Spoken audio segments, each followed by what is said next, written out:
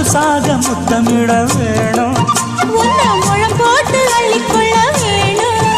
என் குல வாழைய இலை போடவா ஏதின்னும் தாமதம். அடி மீனா பொண்ணு மாசியில் போட்டா மாறா பொண்ணு.